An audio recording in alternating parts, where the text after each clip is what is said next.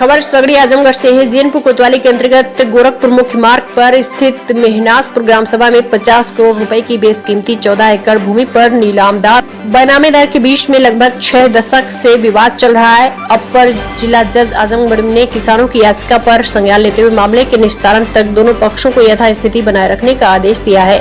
स्थगन आदेश से किसानों को काफी राहत मिली है। जिलाधिकारी के आदेश पर कुछ दिन पूर्व नीलामदार को कब्जा कराया गया था। जिलाधिकारी के आदेश पर पहले राजस्व परिषद उत्तर प्रदेश ने रोक लगा दिया था। बाद में बेनामेदारों की याचिका पर हाईकोर्ट ने भी जिलाधिकारी के आदेश पर अस्थायी रोक लगा दिया था। अब अपर जिला जज द्वारा विवाद के निस्तारण तक स्थगन आदेश जारी किए जाने से नीलामदारों का कब्जा अवरुद्ध हो गया है। सगड़ी तहसील के मेहनासपुर ग्राम सभा में अजमतगढ़ स्टेट की 14 एकड़ जमीन को लेकर बेनामेदार और नीलामीदारों के बीच में लगभग 6 दशक से मुकदमा चल रहा है। जिलाधिकारी के निर्देश पर 27 सितंबर 2023 को भारी फोर्स की मौजूदगी में उप जिलाधिकारी सगड़ी अतुल कुमार ने नीलामेदार को कब्जा दिलाया था। जिलाधिकारी के आदेश के खिलाफ बैनामा लेने वालों को ने राजस्व परिषद प्रयागराज उत्तर प्रदेश और उच्च न्यायालय प्रयागराज में याचिका दायर की थी।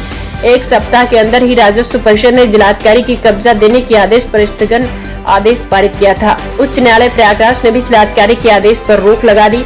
बेनामेदार अश्विनी कुमार सिंह ने रविवार को अपर जिला जज आजमगढ़ द्वारा दिए गए आदेश की प्रमाणित कॉपी विवादित स्थल पर चस्पा की और बताया कि इस आदेश से किसान काफी प्रसन्न है, क्योंकि किसानों की जमीन गलत तरीके से जिलाधिकारी ने नीलामदारों को कब्जा दे दिया था। अब न्यायालय का जो अंतिम आदेश होगा उसका अनुपालन करने के लिए दोनों पक्ष बाध्य होंगे। उन्होंने बताया कि आदेश की प्रति संबंधित अधिकारियों को भी उपलब्ध कराई जाएंगी। अश्विनी कुमार सिंह, आज आप लोग यहाँ पे एकजुट हुए हैं, क्या मामला है? यह एक बहुत प्रचलित और बहुत पुराना मामला चल रहा है और काफ़ी दिनों से यह चर्चा का विषय बना हुआ है। आज हम लोग इसलिए इकट्ठा हुए हैं कि इसी 6 फरवरी 2024 को दीवानी न्यायालय से जिला जज अपर जिला जज के न्यायालय से अस्थाई स्टे मिला हुआ है हम लोगों को, और उस स्टे की कॉपी आप लोगों के माध्यम से क्षेत्र की जनता और संबंधित अधिकारियों तक हम पहुंचाना चाहते हैं। क्योंकि हमारा जो प्रतिद्वंदी है वो बड़ा मायावी है, धनबल और बाहुबल से मजबूत है, तो क्षेत्र की भोली भाली जनता को फंसा करके उसके दलाल प्रतिदिन सुबह से शाम तक ग्राहक खोजते हैं। इस विवादित प्रकरण का, जहां माननीय हाई कोर्ट का स्टे ऑर्डर जो दिनांक 12 अक्टूबर 2023 को मिला है और 6 तारीख को हमको दीवानी न्यायालय से स्टे मिला है, तो इस स्टे के बावजूद भी वह सब परमानेंट ग्राहक खोजते रहते हैं और कुछ लोगों से 2 लाख, 4 लाख, 10 लाख, 20 लाख ले लेते हैं और वह लोग फंस जाते हैं। तो जिसको फंसना वो फंसा है, उसका जिम्मेदारी हमारी नहीं है। लेकिन ये कि हम आप लोगों के माध्यम से यह बता देना चाहते हैं कि यह जो नीलामेदार और बेनामेदार का मामला है, यह इसके 13 मुकदमे चल रहे हैं, तहसील से लेकर के दीवानी न्यायालय और कमिश्नर महोदय के न्यायालय में, माननीय राजस्व परिषद में, माननीय उच्च न्यायालय में, हर जगह इसके मुकदमे चल रहे हैं। उसकी कॉपी हमारे पास है। सभी अधिकारियों को बीच बीच में हम देते रहते हैं, लेकिन उसके बाद भी इस तहसील के कुछ कर्मचारी और कुछ अधिकारी उल्टा पलटा रिपोर्ट लगाते हैं और उस रिपोर्ट को पढ़ करके कुछ देहात के लोग यह मान लेते हैं कि नहीं, यह ज़मीन खरीदी जा सकती है, जबकि यह स्टे है और अगर वह लोग बेच रहे हैं, उसको कोई ले लेगा तो उसका खारिज दाखिल नहीं होगा, वह मौके पे कब्जा नहीं पाएगा और उसका पैसा फंस जाएगा।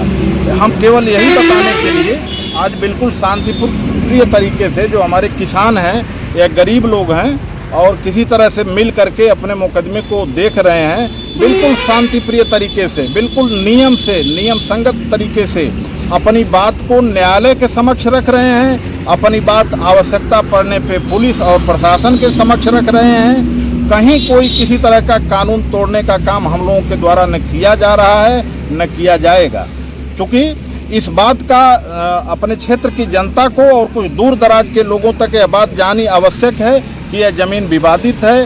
जब तक माननीय राजस्व परिषद का और माननीय उच्च न्यायालय का और माननीय जिला जज महोदय के यहाँ से मुकदमे का निस्तारण न हो जाए, स्टे समाप्त न हो जाए, तब तक यहाँ पे कोई खरीद फरोख्त न करें और अपने पैसे को फंसाएं नहीं। बहुत मेहनत से पैसा कमाए होंगे।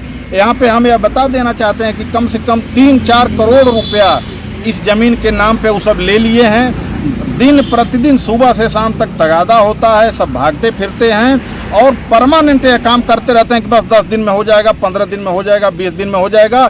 और हम लोगों के पास जो पेपर है, यह पेपर हम लोग चूँकि रखे रहते हैं, इसको ज़रूरत पड़ने पे न्यायालय में देते हैं, तो इसका कोई प्रचार प्रसार नहीं होता है। आज इसी प्रचार प्रसार के लिए हम यहाँ इकट्ठा हुए हैं। हमारे जो किसान हैं, जो बैनामेदार हैं, वह इस आदेश से काफ़ी गदगद हैं और आज वही मिठाई मंगा करके सभी लोग यहाँ पे मीठा खाएंगे और अपने प्रसन्नता का इजहार करेंगे, आप लोगों को सूचित करेंगे।